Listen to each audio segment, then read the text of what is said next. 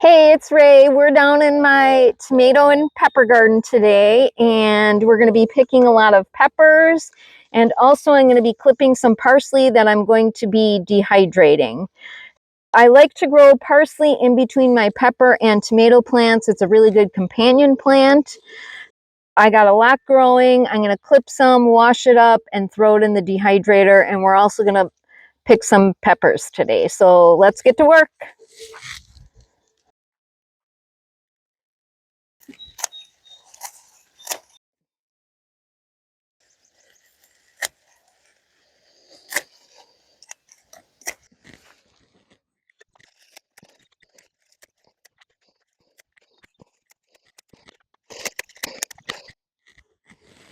All right, we got a nice bowl full of parsley.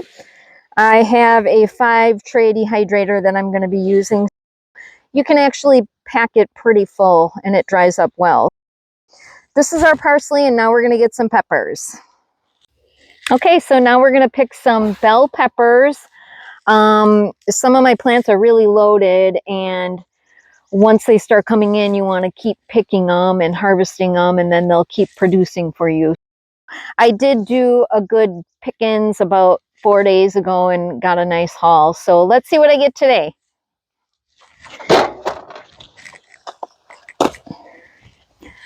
That's a nice big one.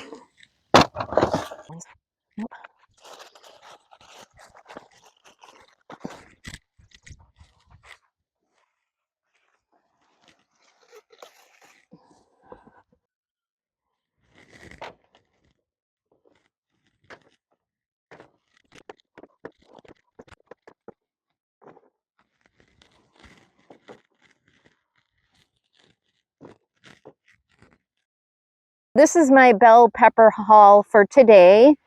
And like I said, you want to keep picking them and then they'll keep producing for you. Mine usually do really good until fall, till the weather gets really cold. I'm just going to keep picking and picking them. And I do have 30 pepper plants. I grew them all from seed. And if I can do it, you can do it too. The pepper plants are not something that I winter sow. I haven't had luck with that. So I do grow those on the kitchen table. But anyways, it's easy to do. And like I said, if I can do it, anybody can do it. What I'm going to do with these is I'll either cut them up into strips for fajitas and freeze them. And also I like to dice them and freeze them, and they're really good in egg bites or scrambled eggs or corn salsa, whatever you want to make with them. Also, I'm going to be giving some of these away, and then this we're going to take up, we're going to wash it up good, and we're going to throw it on the dehydrator. So let's go up to the kitchen. We're back up in the kitchen, and we're going to dehydrate the parsley that we just picked. I washed it, and I kind of patted it dry as best I can. And basically, I'm not going to take each leaf off the stem. I'm just taking the big stems off and layering it on the trays. We'll take the leaves off once it's all dehydrated because it's much easier to do that.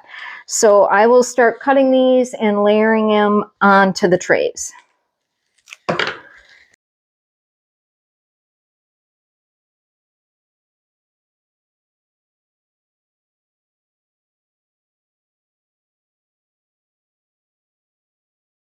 All right, we have the parsley that has been washed, stacked up into the dehydrator trays, and I do put it in there quite heavily, as you can see.